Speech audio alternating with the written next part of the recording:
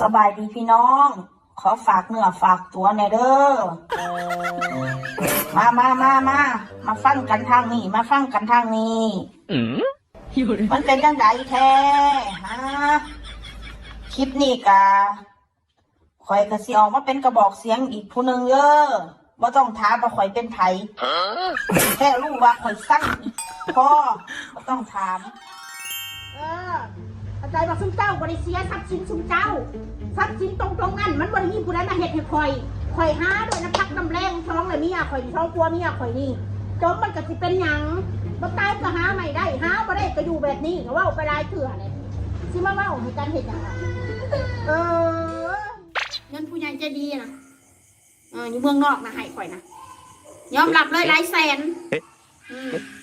หลายแสนเลยแหละที่บอกว่าหันซะ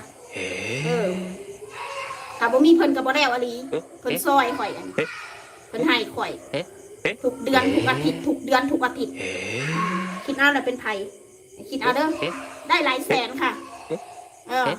ถ้าสิเอาใบมานับสิไว้หลายแสนเลยแหละเกือบ3 แสนหรือ4 แสนน่ะประมาณนี้แหละทั้งใส่จ่ายทั้งกินอยู่ทุกอย่าง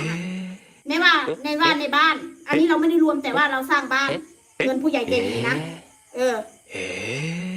ทั้งค่าใช้จ่ายค่าเก็บค่าเป็นค่าน้ำมูกน้ำมันค่านู่นค่านี่นั่น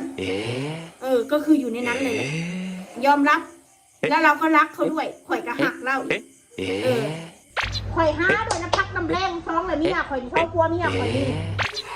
ถ้าบ่มีเพิ่นก็บ่แล้วอลีเพิ่นซอยข่อยเพิ่นให้ข่อยหาโดยน้ำพักน้ำแรงท้องเลยเมียข่อยท้องกลัวเมียข่อยนี่ถ้าบ่มีเพิ่นก็บ่แล้วอลีเพิ่นซอยข่อยเพิ่นให้ข่อย